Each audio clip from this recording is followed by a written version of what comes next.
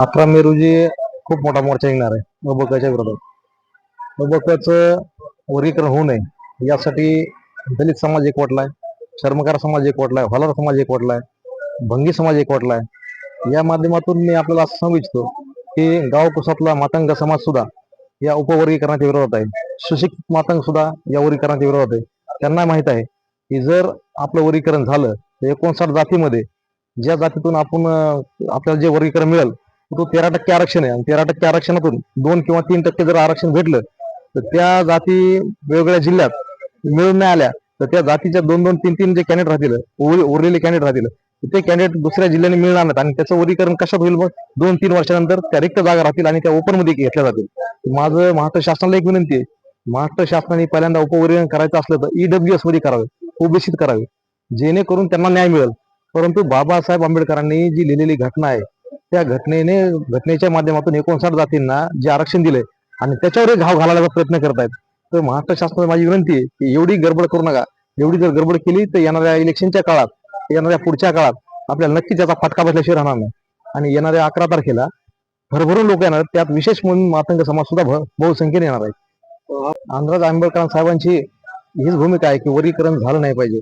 आता वर्गीकरण झाल्यानंतर ज्या गावकोसा बाहेरच्या वेगवेगळ्या जातीत 59 जातीत त्यांना आजपर्यंत न्याय भेटलेला नाही.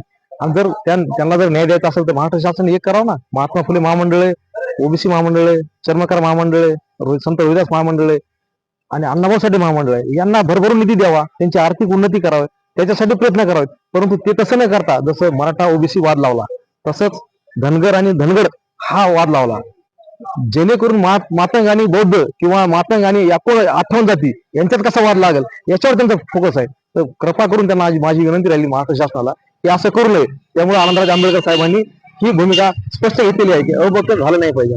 समाज माध्यमावर 2 जातीमध्ये पेरणी पोस्ट करत आहेत, त्याचबरोबर काय सांगा? समाज माध्यमाच्या ज्या पोस्ट पडतात जाणीवपूर्वक पुण्याच्या झोपडपट्टीतले काही कार्यकर्ते नेते यांना पुशअप कराले आणि तो जाणीवपूर्वक आम्हाला असं दिसतंय की शासनाच्या महाराष्ट्र सरकारच्या काही लोकांकडूनच ही पोस्टिंग व्हायला लागल्या, पोस्ट व्हायरल होत्या की जेणेकरून 2 समाजात तेढ निर्माण व्हावा. आता पाठीमागच्या काळात आता एक सभा झाली त्यांची, तर त्या सभेमध्ये त्यांनी चपला दाखवल्या. इनडायरेक्टली काय करायला ते की बौद्ध समाजाला किंवा 58 जातीला उपसवण्याचा प्रयत्न करायला, क्रियाला प्रतिक्रिया द्यावा असं दलित समाज पण करणार नाही. कारण का की बाबासाहेबांचे अनुयायी आहेत ते आणि त्यांनी आपल्या खांद्यावर 58 जातींची धुरा घेतलेली, कारण त्यांच्यासाठी लढवलं जातंय. बौद्ध समाज हा त्यांच्यासाठी लढतोय. चर्मकारासाठी असू द्या, होलार समाजासाठी असू द्या, भंगी समाजासाठी द्या, मोची समाजासाठी असू द्या, या जातींचं प्रतिनिधित्व करतोय. त्यामुळे त्यांना प्रतिक्रिया दिलेली नाही. परंतु त्याचा असा अर्थ होत नाही की तुम्ही चपला दाखवा, तुम्ही बुटं दाखवा किंवा काय करा. आणि आता तर नवीनच प्रकार बघितलाय मी की काही महापुरुषांचे फोटो यांनी वगळले. तर असं जर झालं तर महाराष्ट्र शासन याचा जबाबदार राहील.